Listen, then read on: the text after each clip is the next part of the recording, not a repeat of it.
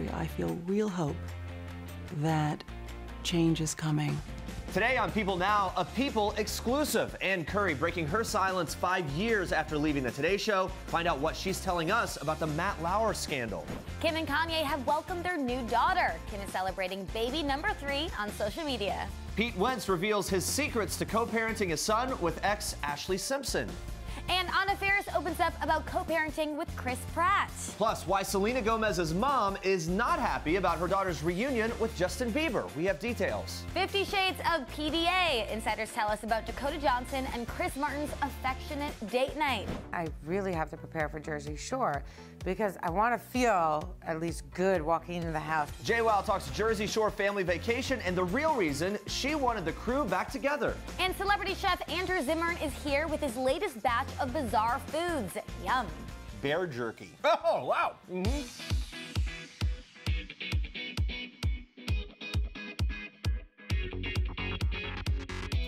Yep, a little beer jerky to kind of get us going this morning. Good morning. Happy Wednesday. Welcome to People Now. Let's jump right into it. Here's what you need to know and what's trending today. Watch.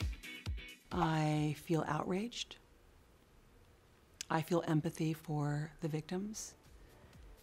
And now, given that it's part of a broader movement across industries across this country, I feel real hope that change is coming, that our daughters are not going to have to face what the majority of women in this country who've entered the workplace have had to face.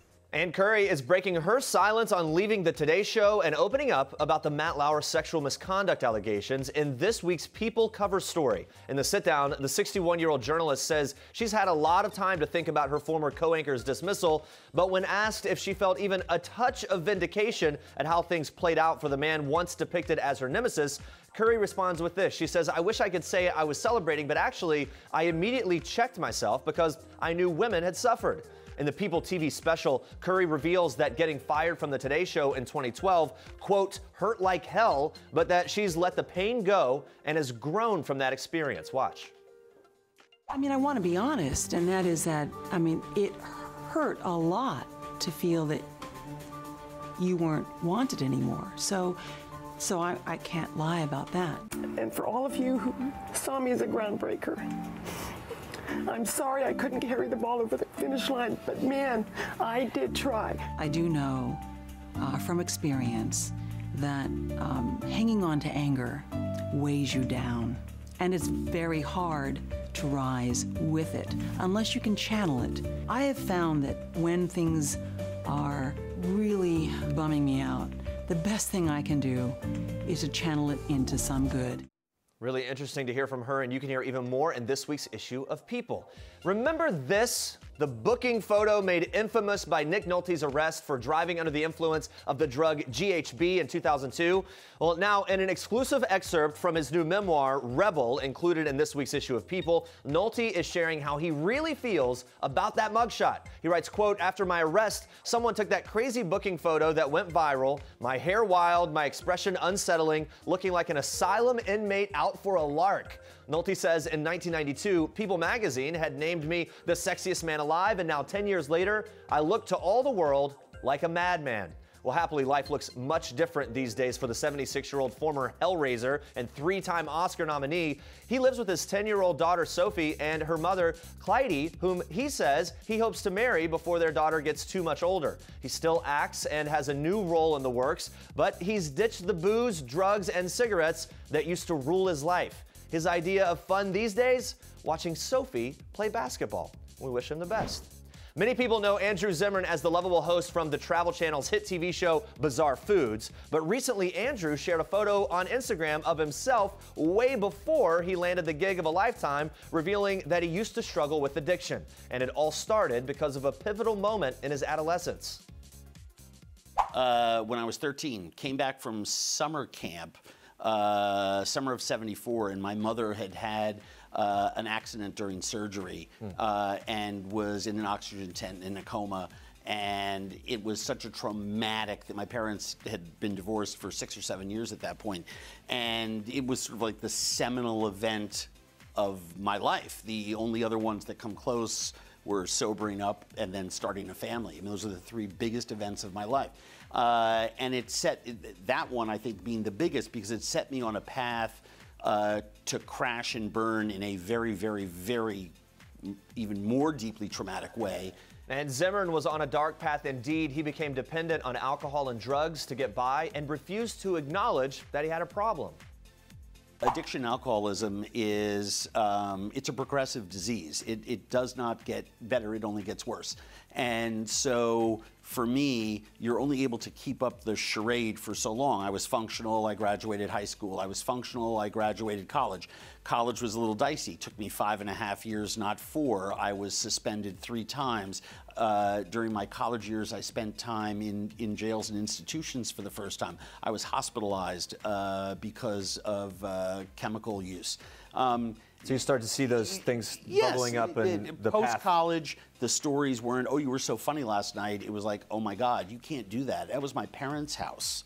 You know, kind of stuff. And then you start to lose people. And the problem with alcoholism and drug addiction is that left unchecked, it moves from that place where you deny it to other people, where I would say to you, my best friend in the world, I'm as concerned as you are. I'm good, though. That was just, you know, one-off. Here's what happened. Yeah, it was at that wedding. I mean, come on, we were all drinking.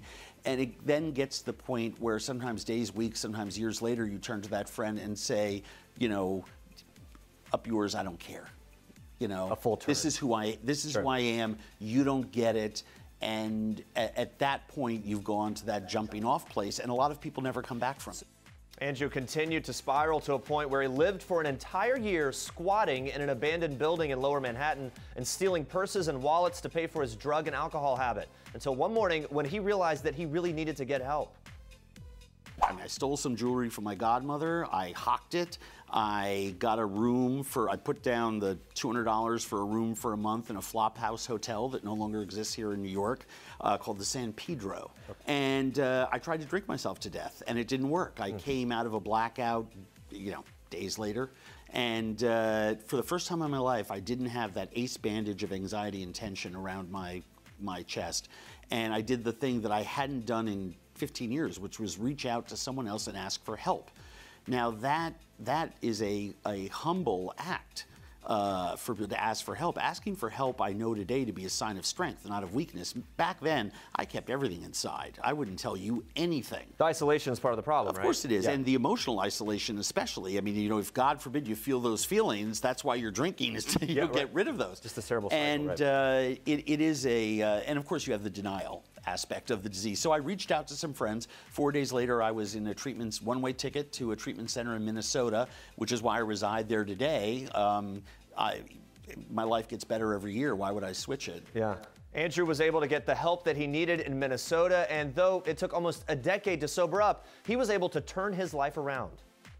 I'm still, in essence, sobering up. My sobriety now, it's gonna. If I stay sober for another 10 days, I'll have 26 years. Wow. And you know, it is a daily deal. It really and truly is a daily deal. Am I a little further away from a drink today at 26 years than I was at 1 year? Yes, because I do the things that I need to do to keep myself safe and sane. But it's a constant process. Now, Andrew is happily married and is extremely open about his addiction with his son in the hopes that he won't follow the same path. Our son has grown up in an alcohol-free home, but when we have guests over and stuff, he would see us buy, see us buy wine and serve it. We talk to him about all of these things so that he understands. You know, I want him to have as a parent, all you can do is give your kids the best information you can and share your experience with them. If you do that, they will connect the dots in their own life, and you have a much better chance of success. Hey guys, we'll be back later in the show with Andrew to talk all about the new season of Bizarre Foods and even sample a few tasty treats that he brought along with him. Stick around for that. Fall Out Boy's Pete Wentz is spilling his secrets to successful co-parenting. The the 38-year-old dad of 2, who shares a 3-year-old son with longtime partner Megan Camper and will welcome a daughter this spring, opened up about raising 9-year-old Bronx with his ex, Ashley Simpson, exclusively revealing, "We co-parent really well. Ashley and her husband Evan are communicative and easygoing. Our schedules can be crazy, so we've been good about making sure Bronx has balance." Wentz is also opening up about his battle with bipolar disorder. Diagnosed in 2011, Wentz credits his strong support system with helping him find peace, adding that FaceTime sessions with his kids, set schedules with his family, exercise and meditation have all helped him stay grounded. And when it comes to his 7-year relationship with Camper, Wentz says marriage isn't completely off the table, but there's also no rush. He explains it would be nice to celebrate, but the relationship and commitment and responsibility we have to each other and to our kids is so much bigger than a wedding. It's a lifetime thing. And it looks like his kids might be carrying on the family business. Young Saint shares the same name as Kim Kardashian's little boy Saint. You remember this cameo that Kim made in the band's 2007 Thanks for the Memories music video? Of course we remember that. Kim and Wentz still keep in touch via email once in a while. Wentz says that he hopes the boys start their own rock band one day. Let's just say that thing would immediately be a viral sensation, at least the first video. I actually forgot that Kim was in that video. I know, me too. Completely forgot. I know, but it's a nice little reminder. The connection there, yeah. All right, guys. All right, you guys, let's check in on Twitter. So Betty White is trending right now because it is her 96th birthday. Amazing. Yep. But, okay, seeing the Happy birthday, hashtag Betty White in their sidebar is throwing some tweeters for a loop. Yeah, you see it? It's kind of scary. Yeah. You don't know what's going on. This Twitter user says, please, whenever y'all make Betty White trend, include Y in the hashtag, i.e. Betty White birthday. I almost had a heart attack. Oh, child. Exactly right. When you see Betty White trending, and it's because today's her birthday. Okay, deep breath, breath. Yeah. And Betty White survived another year and is turning 96 today. Retweet to protect this lady at all costs. Betty doing her thing. You know what? She's so fun. And I know, she does such a good job entertaining all the way through. She's an a lifelong entertainer. Happy birthday, Betty White. Hope you're celebrating like this. By the way, did you know Betty is older than sliced bread? It debuted in 1928. Let that sink in. That's pretty amazing. No, because whenever you see a hashtag and someone is trending, you think that they either are no longer here, or they did something very bad. Or they did something very, these days, it's one of the two. It's one of the two. Thank God it's just Betty White's birthday. Yes. We're happy for that happy news and to celebrate her. And earlier this week, Betty shared her secrets to a long and happy life, which we all want to know. She says, stay positive and vodka and hot dogs in that order. There you have it. You just never know. I guess it's that easy. It's that easy to live to 96 and continue to kick and entertain and do Happy birthday to her. All right, Andrea, more trending news for us in Star Treks. That's correct, Jeremy. So romance is in the air for some of your favorite stars in today's Star Treks. Dakota Johnson and Coldplay frontman Chris Martin are continuing to fuel dating rumors. They attended Stella McCartney's 2018 Autumn Collection on Tuesday for a low-key date night. They quietly slipped in through a private entrance, but once inside, there were 50 shades of PDA visibly between them. A source tells People that the pair entered the venue holding hands and that Dakota would not let Chris go. They danced the night away and got particularly close while Bruno Mars' song Finesse was playing. The source goes on to say that Johnson and Martin did not leave each other's side the entire night, and they left the event around 11:30 Tuesday evening. Well, this is the second time Johnson and Martin have been out together in less than a week. Rumors of romance first started in October, and now a source says things between the two, quote, seem to be getting more serious. Well, if things continue to heat up, we'll certainly be on the lookout. All right, Camila Cabello is flying solo and defining success on her own terms. Cabello revealed in this week's People that she was determined to make every song in her self-titled debut album perfect. Camila spent almost a year working on her hit single Havana because she didn't want her album to have, quote, any filler. The 20-year-old felt she had additional pressure on her because she left the girl group Fifth Harmony in 2016 at the height of their fame. Still, the Miami-bred singer has no regrets in her decision to pursue her own path. Her album, Camila, already peaked at #1 on the iTunes Top 100 in over 90 countries within hours of its release. Now, this is a record for a debut album on iTunes. However, Camila is still determined to stay close to her roots, saying that she still goes home to Miami and hangs out with people she's known since elementary school. Very cool. And those are your Star Treks for today. All right, we've been talking about famous co-parenting couples, and now on to another one. Anna Faris is opening up about how she co-parents her 5-year-old son, Jack, with her ex, Chris Pratt. Yeah, the actress told Extra on Tuesday that she and Chris have remained friends and both agree that co-parenting is hugely important. Yeah, they say they do discipline Jack when he gets a little naughty, but they add that surrounding him with joy is the key in what they shoot for. As she went on to say this, "We are great and there's so much friendship and love, and we surround Jack with love and funny, kind, happy people, and as a result, he is really happy." Now guys, fans were so upset after the couple announced their separation in August, but the pair remain incredible friends. Ferris previously telling People, "There's still so much laughter in our lives together, and we're glad to hear that. We want them to be happy." I know, when we heard about their split, it was very heartbreaking, but we're glad that they're still friends. Ferris did spark dating rumors back in October after she was seen on several dates with cinematographer Michael Barrett. Yeah, at the time, a source told People they'd been hanging out for weeks, started seeing each other more frequently recently. Yes. Let's just say this. One of the toughest things is when you're with someone and your mom doesn't like the person.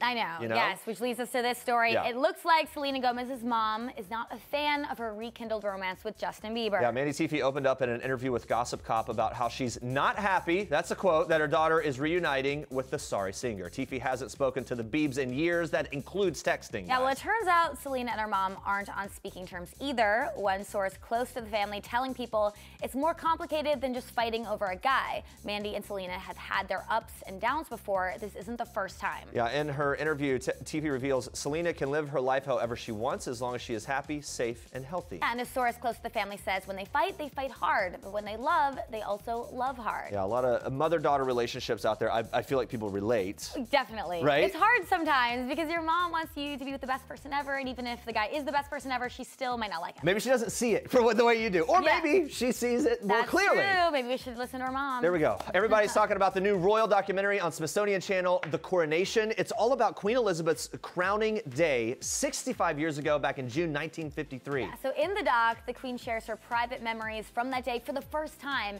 including what it's actually like to wear one of these big, elaborate, expensive crowns. I've always wanted to know. Get this. Here's a little insight into it. According to the Queen, the imperial state crown is so heavy that you can't even look down to read the speech, because if you did, your neck would break, it would fall off. That's how she put it. Sounds terrible. And that's actually the smaller crown that the Queen wears after her coronation. It's about 2.5 pounds. The St. Edward's crown, on the other hand, which is only used to crown the monarch during the coronation ceremony itself, weighs double that. Basically impossible. Yeah. Another fun fact, one of Elizabeth's maids of honor reveals in the doc that at one point that day, an archbishop offered Elizabeth some brandy. The Queen said no, which took the girls by surprise because she rarely says no. I like to hear that about her. That's really funny. The Queen also looks back on how her kids got through the long day. Prince Charles was 4 at the time, while Princess Anne was 2. And true to what you'd expect, they played under the massive train on the Queen's dress after the ceremony. Yep. Charles even got to hold the crown and nearly dropped it. I don't know if that's exactly what I expect, but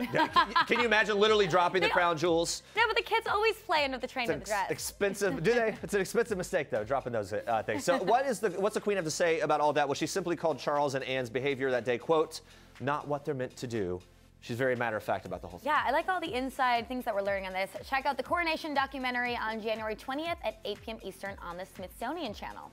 Guys, Olympic gymnast Michaela Maroney will not have to pay a $100,000 fine if she chooses to speak in court during the sentencing of former USA Gymnastics team doctor Larry Nassar. Now, this is all according to USA Gymnastics. Yeah, the organization releasing a statement on Tuesday evening saying it had no plans to hold Maroney to her non-disclosure agreement. Maroney signed the agreement in December of 2016 as part of a $1.25 million settlement with USA Gymnastics in relation to the alleged abuse that she endured at the hands of Nassar. That's what the whole thing is tied up in. Yeah, the statement read in part, USA Gymnastics encourages Michaela and anyone who's been abused to speak out. USA Gymnastics remains focused on our highest priority, the safety, health, and well-being of our athletes and creating a culture that empowers and supports them. Yeah, this week Nassar is going to be sentenced in a Michigan federal court on 7 counts of criminal sexual assault, which he pled guilty to in November 2016. And more than 140 women, including fellow Olympians Allie Raisman, Gabby Douglas, and Simone Biles, have come forward alleging Nassar also abused them. That number is overwhelming and unbelievable. He's already been sentenced to 60 years in prison for possessing thousands of images of child pornography. Yeah, and before the USA Gymnastics statement came out, celebrities like Chrissy Teigen and Kristen Bell came to Michaela's defense. Yeah, Teigen actually tweeted that she would be honored to pay Michaela's $100,000 fine if she came forward and broke that non-disclosure. Yeah, and Parks and Rec creator Mike Schur then jumped in, said he would split the cost with Teigen. Yeah, and then Kristen Bell, she tweeted saying that she'd go 1/3 with the two. so that Michaela would be able to give her victim impact statement without fear of being,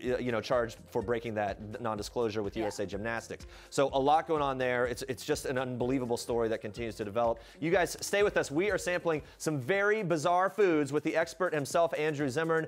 And Jersey Shore's JWoww is spilling all the details on the brand new spinoff Jersey Shore Family Vacation. The gang is all grown up, guys. We cannot believe it and all the insight she gives us. But first, it's time for Oh Snap! And congrats are in order for Kim Kardashian. She welcomed baby number 3 with hubby Kanye West via surrogate on Monday. The social media savvy mom took the celebration to where else? Twitter, of course. She tweeted a photo of herself in full Yeezy apparel with a sweet and simple caption, #MomOf3. Of course, the celebration did not stop there. Kim first mentioned the exciting news of her daughter's arrival on her website and made an additional text-only announcement on her Instagram stories. There you go. Kris Jenner also joined the festivities, sent Kim a beautiful pink flower cake in celebration of her new granddaughter. Happy time for the West family, of course. Definitely. All right, moving on to this. Christina Aguilera reminded us all of her 90s teen queen status on Tuesday during date night with fiance Matt Rutler. The pair attended the Stella McCartney's Autumn 2018 presentation, and Christina came through with all the 90s vibes that we didn't realize we needed. Rectangular black glasses, a black leather beret, Love the beret, a chain link silver choker, and a black wrap dress with power shoulders. Fiance Matt kept it simple with a gray blazer and black shirt combo. The couple also enjoyed a mini photo shoot, complete with a cowboy hat outfit change just before hitting the red carpet. And who could blame them? They are having a great time and look super adorable. I really have to prepare for Jersey Shore because I want to feel at least good walking into the house before I become a true degenerate. So start with a clean slate. Yes. Okay. So that's how you're prepping for this new Jersey Shore. Yeah, I'm gonna do kale and ginger and do that stuff before I go right into the vodka and tequila. Yeah. So is that what we predict is going to happen as soon as you're right back with the crew in this new Jersey Shore? I'm hoping Ron brings Ron juice. You got the watermelon, the cherry, the ice, some cranberry juice. That's the root of all evil. So I don't have to prep. It's just there. Yeah, it just happens. Bringing out the Ron juice for Jersey Shore Family Vacation. MTV is reuniting the old Gym Tan Laundry crew and sending them to Miami for what I'm sure will be a very fun and incredibly dramatic time. But JWoww reveals the real reason she wanted the gang back together, saying she wanted to do it for castmate Mike the Situation. Watch. Mike was the situation on the show. Yeah. And what is your name, sir? Situation. Huh? Situation. One moment. And he was arrogant, and he was cocky, and he was very full of himself, and it was very hard to accept that person as a friend. I wanted this show to come back together for him because he's sober, he's clean, he's a different human being now, and he's so positive, he's so supportive of all of us. I'm like, if there's anyone that deserves this show to come back, it's you. Because I want everyone to see this side of Mike. I wondered about that because he's worked hard to kind of move into a new phase and put the situation behind him. Is there any chance that this throws him back into it? We'll never let that happen. Okay. And I asked him the other day, I said, because we're in group chat, so we're always joking and always making fun of each other, and literally the whole day is just making fun. But I was like, Mike, are you okay? He's like, yeah, I'm excited. Why? I was like, no, are you okay? I want to make sure when you go in this house, you're going to be okay. He's like, I'm so prepared. He's got his meetings. He knows what to do. And he's like, I just want to have fun. We're very excited to see a whole new situation, but one cast member who will not be joining in on the family vacation shenanigans is Sammy's sweetheart. Here's why. I'm trying to put myself in her shoes. She has an ex-boyfriend on the show. Yeah. She's moved on. She's in such a happy place. I feel like she just doesn't want, we all know what the Jersey Shore is about. I don't think she just wants that feeling anymore. I don't know. Do you think there'll be a void there without her? A noticeable Huge. void? Yeah. Huge. I really hope, even midway, if she changes her mind and she's like, screw it, I'm going.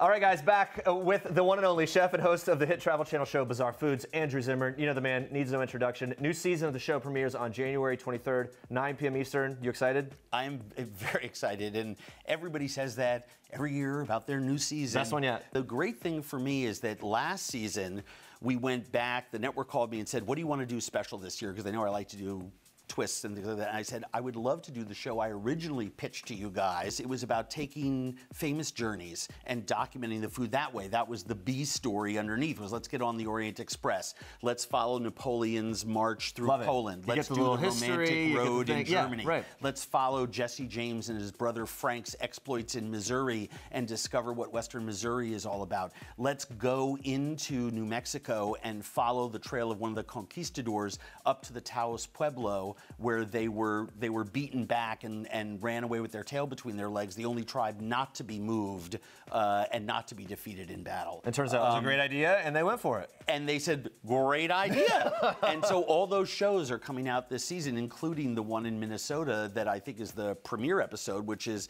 the Paul Bunyan Trail, which is now a 175-mile biking path, but it used to be the big logging route. So there's so many stories wrapped up in this thing, and we said, hey, let's explore Minnesota and our culture there by taking the Bunyan Trail. And lo and behold, look what we have here. Yeah, well, the log-like food. Well, the people at Northern Water Smokehouse were kind enough to send this along, and we have some Minnesota ginger beer that I absolutely love. Great for Moscow mules if people make those. Great on its own for eating, drinking with food. Why don't you pop one of those? Okay, yeah. Ask me twice. Yeah, well, you know, this is bison too. These are bison sticks. Okay. It's sort of like a Slim Jim, but really good for you. Well, it smells amazing. I mean, am I smelling this or am I smelling? You're smelling all of it. Yeah. I mean, this is bison and garlic and seasonings. This is a Polish sausage they make. This is it's Northern Water Smokehouse. I think Northern Water Smokehouse sent this. Okay. And this is their andouille, which is a little spicy. And then I brought you something that is a little more adventurous. Grab a piece that has a lot of fat on it. This looks like it has a lot of fat. Yeah. So let's take a look. There it is. Very dark. Looks charred to me, which means at least it's well cooked. Looking. All right, It's just not whole charred. thing. Here we go. Yeah, I mean, just you piece with the fat on it. I like that. There's almost like a sweetness to it. Bear jerky. Oh, wow. Mm-hmm. What kind of bear? What are we talking? Polar? Black bear. Black bear. We don't do anything with polar. Oh, there's no Let's polar not bears joke in about that. Minnesota? Okay. No, that's right. We don't joke. But the fact of the matter is that these are how people have been preserving meat and eating for thousands of years. And this that is good. is as old as time. So what are they? It's just called literally just bear jerky. That's what they call it, black bear jerky. Okay. And then with a little Minnesota, cock and bull beer, ginger beer. Now this is it's not ginger ale, Yep. which has tons of sugar and is not necessarily good for you. This is an all-natural product that, while it's sweet, has real ginger flavor. Oh, that's delicious. That's really delicious. Now, in the logging camps, ginger was a very precious thing, but they had it. Remember, the Chinese who came over here and built our railroads and were incredibly important working class in 19th century America. Ginger travels really well, and ginger came up from the Spice Islands. People cook with ginger. Remember, it's in all of those pumpkin pies and all of what traditional American food is thought of. But that influence came into this. They would take all kinds of stuff like this and ferment it, and they would have an alcoholic version of this. But if you don't let it ferment, you have the non-alcoholic. They needed the alcoholic version when they realized Paul Bunyan wasn't real. That's exactly right. Get over it. The Paul Bunyan episode is great because you get to see me in a truck. You get to see me throwing axes. Oh, that's a handy thing to have. I put it this way, I'm good at it. Before we let you go, you're actually this year's Super Bowl celebrity chef. Yes. Tell me what that means. How does it get involved? What do? You cook for the teams? Well, I wish. I am the chair of the food committee, and I'm the Super Bowl designated chef, which means that I'm in charge of helping to curate a lot of food events that are taking place. Is there anything specific on the menu for Super Bowl day, for the big game? Many things. Many I'm things. actually hosting 5 or 6 parties, but I'm especially excited about one that we're doing at the Armory for about 5,000 people, only because we're doing giant 100-gallon batches of Minnesota Booyah, which was a Belgian from the Belgians that came into Wisconsin and Minnesota during the 19th century.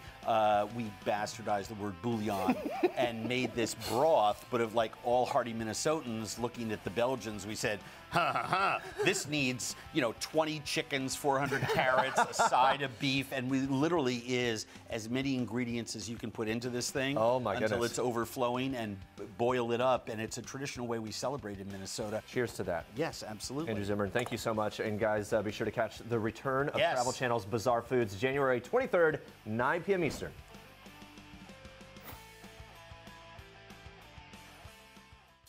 Well, guys, self-made millionaires Rooster McConaughey and Butch Gilliam are investing in young entrepreneurs looking for opportunity on their new show, Rooster and Butch. It's on A&E. The two men had to pull themselves up by their bootstraps when they were younger to make it. Butch didn't even finish high school before he started working in his dad's shop, and Rooster had made and then lost his first million by the time he was 30. But these two will always credit hard work and dedication for their success in life.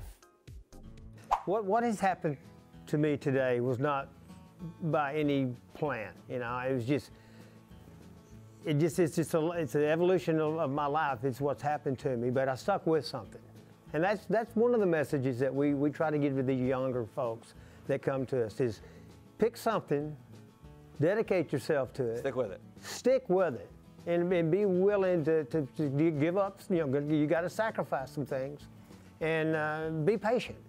It didn't come overnight. And these young people that come to us and that's got a grand plan to get rich overnight. Happen right now, right? If you do business the right way, do business with a conscience, I mean, instead of just trying to roll over people and try to make that money right away. We don't know how to make money right away, but the thing is, it took us a long time, and we're not here, we're old. I was always good at making money. I wasn't too good at hanging on to it. and it taught me more about it. Don't forget who you are. Don't, you know, he and I didn't have anywhere to go but up, you know, when we were as kids.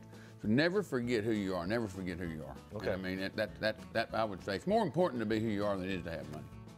Now, you probably guessed it, you may have heard it in there, but Rooster is Matthew McConaughey's older brother. And while the two aren't opposed to doing business together, Rooster thinks Matthew is doing pretty well for himself as an actor. He even spilled to us which of his brother's movies is his favorite. I'll tell you what, Mud, the movie Mud. Yep, yeah, loved it. Yeah, I got the Dallas Award for that. But Mud, if I see the commercials on Mud, I still get teary-eyed. That's my favorite one of all time. Mud. You can call me Mud. You know, he looks a lot like our father, and in that Mud movie, he's gonna make me start crying. Come on now. Next. No. Oh, but that is interesting, though. Like of all the roles that one. I'm sentimental about that one, yeah. Yeah. Because he just the way his mannerisms are in that little chip tooth and all. I mean, that was the. Yeah, come on, man. Go. Yeah, I like that. That's a lot of He's my little brother, you know. I kind of love the guy, you know. Yeah, right. And to see him on screen, for you to get that, obviously that's something none of us would get. Some things really get it. In the early days, it was so much fun because it was all new to us. It was great to talk to those guys. They're having a lot of fun. And I love the accent. Well, me too. Guys, Twitter is buzzing after Ann Curry's appearance on CBS This Morning today. The hashtag Ann Curry This Morning is even trending in the U.S. after Curry told the morning show that verbal sexual harassment was, quote, pervasive at NBC, and that she is, quote, not surprised by the allegations against Matt Lauer. Yeah, and reminder, she left today in 2012 after 15 years with the show. People are tweeting about this. This Twitter user says, as always, Ann Curry is the most graceful person of TV news and one of the most genuinely nicest humans out there. Yeah, a lot of tweets about this. Hashtag Ann Curry This Morning is getting the last laugh. Oh, yeah. Oh, yeah. That Obama slow jam. Yeah, lots of people talking about it. And of course, again, good to mention that Ann Curry's on the cover of People this week, and there is more exclusive information on her, talking about her exit from the Today Show, the Matt Lauer scandal, and just how she was able to move on after that, what was a pretty devastating moment in her career. Yeah, of course, when it happened back then, too, there were a lot of question marks. So now, with everything going down, we'll probably hear her side of the story and have some more answers. So check out People this week on newsstands everywhere, and PeopleTV app on your Apple TV and Roku and everywhere. Everywhere. You can catch us again live tomorrow at 8:30 a.m. Eastern, and you can join the conversation using the hashtag PeopleNow. And coming up tomorrow, workout guru Jillian Michaels is showing us 3 kick butt exercises to help us stay focused on those New Year's resolutions. Plus, Real Housewives of Atlanta star Kandi Burruss is spilling the tea on all the OMG drama this season. Trust me, there's a lot to talk about. It's going to be a long one, and you don't want to miss any of it. Yes, thanks for watching. For now, we leave you with one last thing from Andrew Zimmern. Bye, everyone. Hey everybody, I'm Andrew Zimmern, and this is One Last Thing. My last vacation was sadly 3 years ago to Costa Rica, but let's face it, my whole life is a vacation. The last text I sent was about 20 minutes ago, sending my publicist pictures of her food that I took at breakfast this morning at her request. True. The last meal that I cooked with my son was Thanksgiving, where we did the turkey, and he made pecan pie by himself, but did not use my recipe, used Alex Guarnaschelli's because he, quote, needed it from a real chef. And my last date night was eating Chinese food leftovers late at night in the kitchen because sadly, sometimes date night is about leftover Chinese food in the kitchen.